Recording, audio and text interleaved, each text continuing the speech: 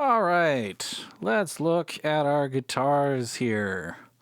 What I'm going to do, I'm just going to start the track, just see what we got. So you'll notice we've got basically 5 pairs of guitars here.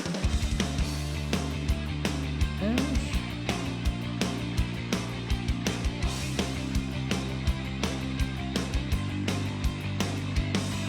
kind of like a lead guitar, kind of like a main rhythm guitar. See what these other ones do as we get further into the track. I think I've got a little bit too much chorus on my bass here. I'm going to pull that back. I may even go over here and just pull the bass down.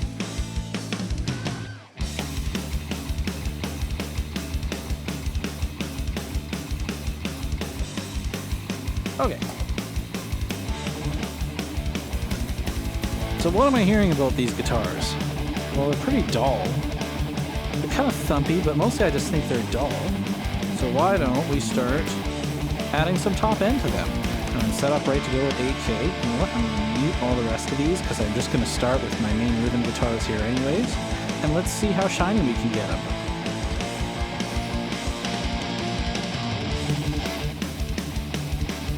And what I'm listening for is I kind of want to get the mid-range of the guitar in the same area as the cymbals and the top end of the snare drum.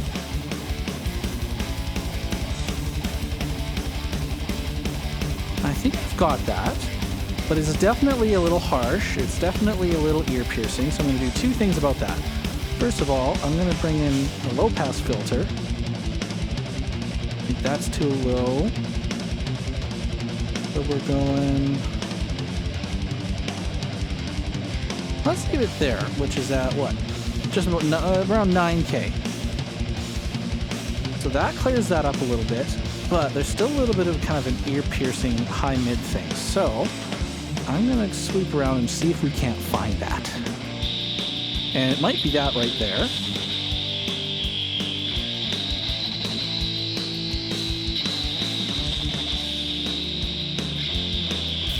Yeah, it sounds to me like it's kind of living around that 3600 range. So we're just going to do a pretty generous cut there. Don't know if we... Yeah, it just kind of gets rid of that kind of like needle through your eardrums feeling. So I can add a little bit more top end now. I like that. But now it's a lot of fizz. Still got some decent bottom end in it. You know what? I might just go down to just below 150.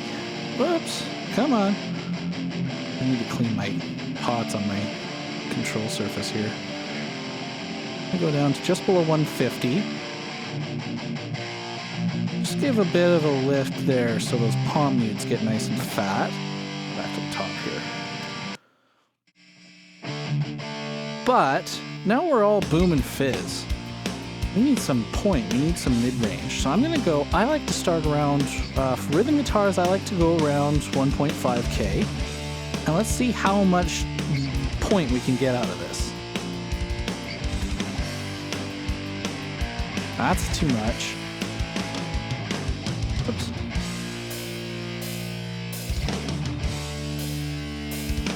But I like that. That kind of really brings the notes and the chords through. So it's not all just boom and fizz.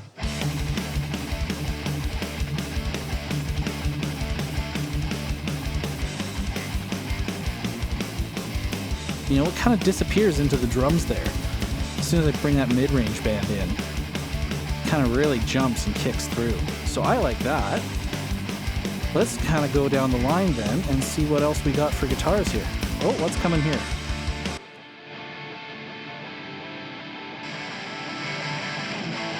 Okay, so that's doubling that.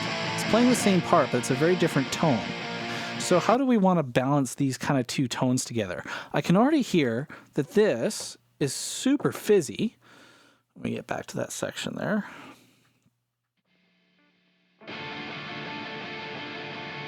Well, it's not fizzy, but it's kind of scoopy sounding. Let's see what happens to that if we put some high end on it. Well, you know what?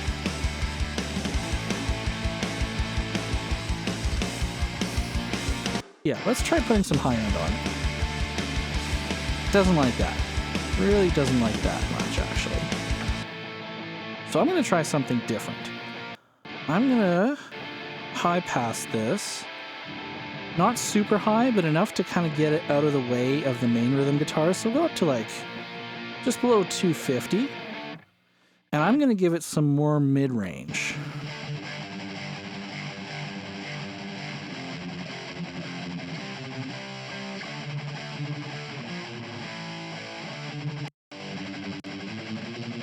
Where are we here?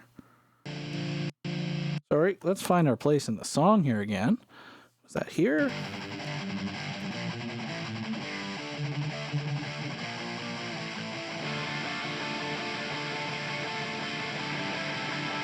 I'm gonna go a little higher.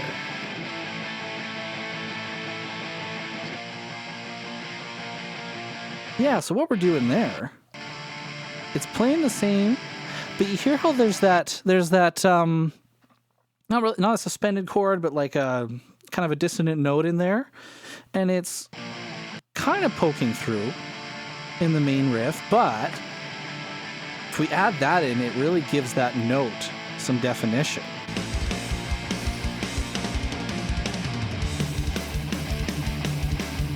If I go back,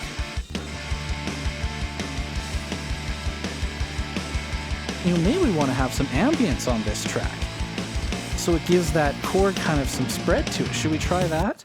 Let's look at what we could do here. I'm going to look at my sends, and I'm going to send it to send number 4, which is... I'm using a impulse response of a PCM 90 on a chamber. I really like using chambers on guitars. It's got some pre-delay on it, so let's go to that section and see what some reverb does on that.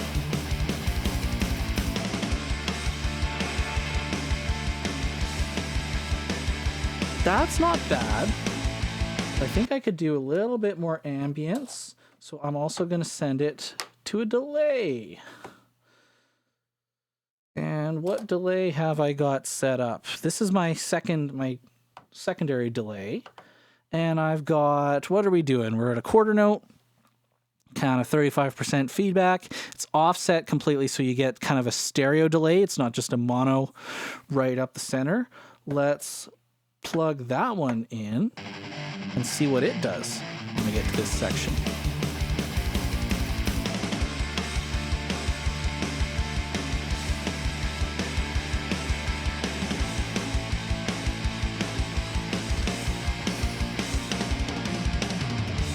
I like that. It's subtle, but it's giving that secondary rhythm part some spread.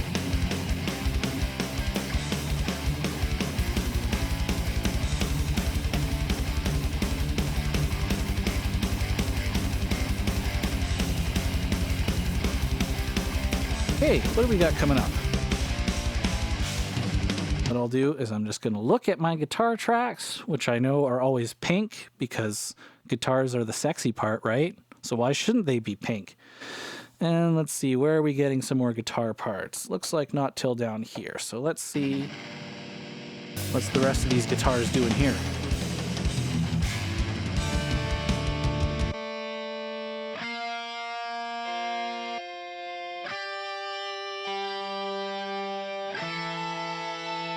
Oh, that's fun. Just some harmonies there. See what they sound like in the track. Okay, they're too dark, that's for sure. So before I add high end, I'm just gonna low pass them like I did the main rhythms. There we go. And I want them to have mid-range too and cut through.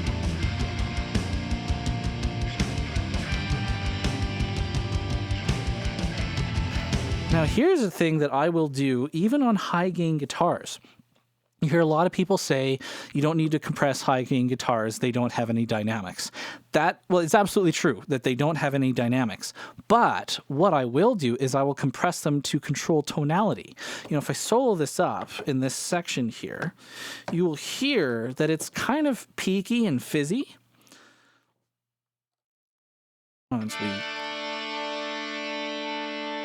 It's a little harsh.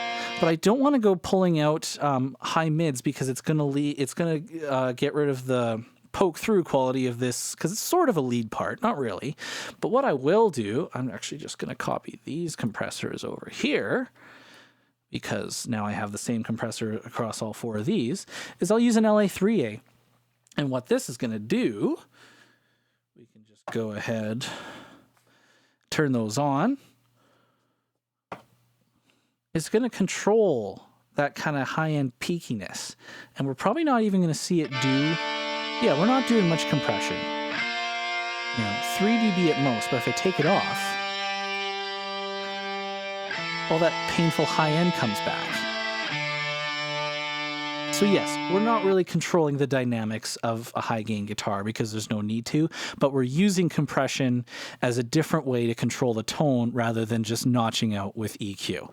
Lots of ways you could do it. Tape saturation would probably work really well, but I have this compressor here ready to use. We'll use it. Why not? So we'll go back to that section. We'll unsolo everything. Now I am going to go in and I'm going to send this to the same ambience that I sent the second guitar to. So we're going to go to the reverb and the delay. And you know what? I'm actually going to give it a little bit more reverb than I did on the first one. So let's try that and just see what happens.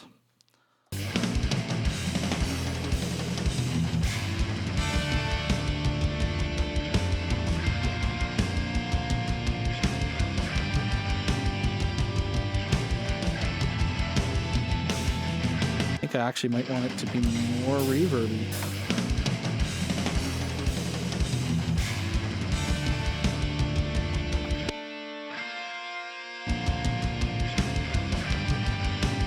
Yeah, and you know what? Just for the fun, why don't we send this to the chorus as well? Hey, that's fun. That's the same chorus that the bass is going to. But what I've done basically is I've taken this kind of lead guitar and I've made it fairly spacey, and that's in contrast to the rhythm guitar, which is completely dry. So it basically is going to keep the rhythm guitar, when that comes in, it's going to keep the rhythm guitar nice and present and up front and allow these kind of harmony guitars to live around it. We're not losing any aggressiveness from the rhythm guitar.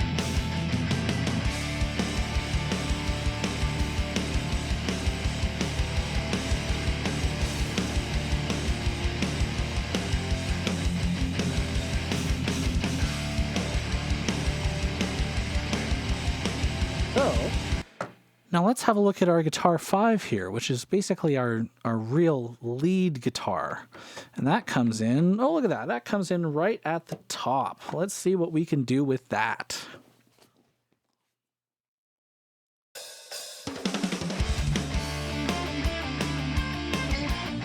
Okay, so it's dark. Let's brighten it up. Low pass it first, actually.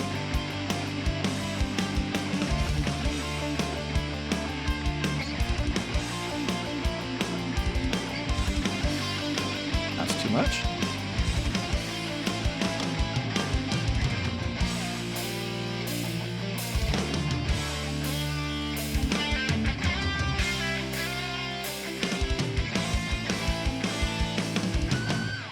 You know what? I'm going to basically, let's try doing pretty much the same stuff that I did to these other leads.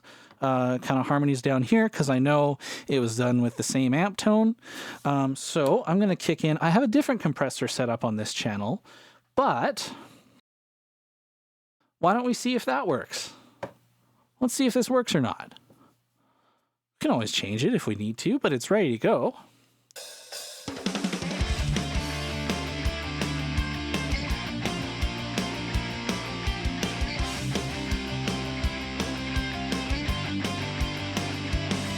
kind of like what that's doing. Kind of controlling the aggressiveness of it and just kind of pushing it up front without actually turning it up. I mean, there's a little bit of level change, but just pushes it up front nicely. So you know what? I'm going to leave it because why not? And I'm going to send this to the same reverb and delay as the others. I don't think I'm going to send it to the chorus. So, give it more reverb. That's too much. And we'll go to that delay as well.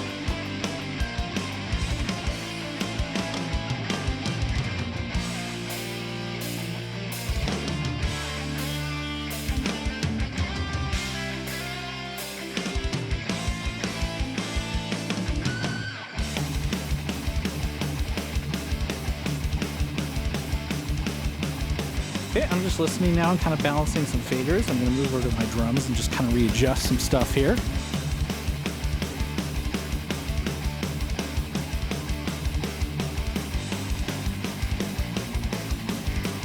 You know what? I'm going to add, just hearing it now, I'm actually going to go ahead and add just a touch of EQ to our overheads. I'm going to give them the slightest little kiss of top end. And I'm also going to just bring out kind of the crack of the snare. So we're going to go to like 2.5K. And just bring out the slightest amount of that. You know, in the track. Just adding a little bit of presence and aggression. And see, the thing is, the reason why I keep these overheads full range is because when I do moves like that, it's then going to affect the whole drum sound. You know, even if I go over here and solo my drums, and now I'm on these EQ and I engage them, all of a sudden the snare drum sounds like it got brighter. Well, that's because it did. It got brighter in the overheads. And it's cutting just a little bit more. So I like that. We'll probably bring them down now.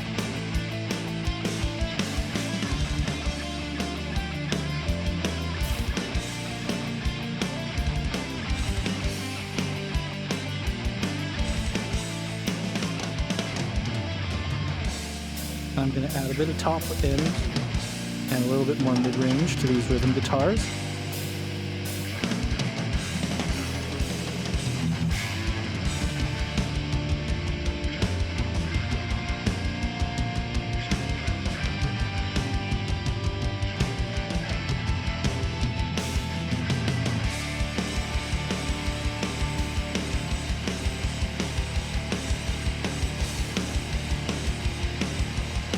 Adjusting some of our EQ on the toms here.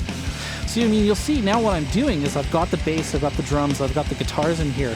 I'm making sure that it all works together. You know, I started with the drum sound, but now that I've got everything else together, I might need to go back and tweak that. Right now, I think the bass is working. Maybe I'll need to tweak that as well, but it's building up the whole mix together. It's not just doing it in sections. Even though I'm explaining it in sections, I'm listening to everything and going back and forth. I'm going to go to the top of the song here.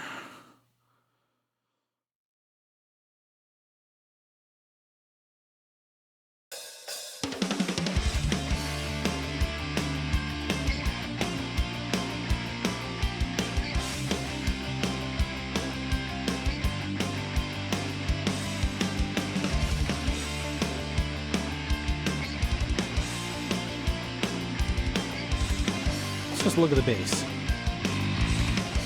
Make sure our level is kind of living good.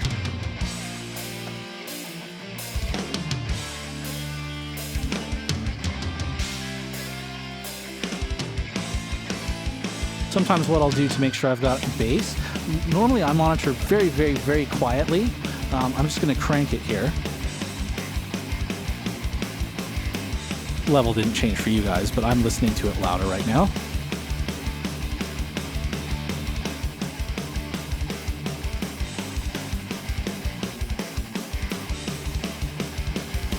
And I'll just play around with the level of the bass and mute it and make sure that it kind of sits where it needs to. So I'm pretty happy with where that's sitting right now.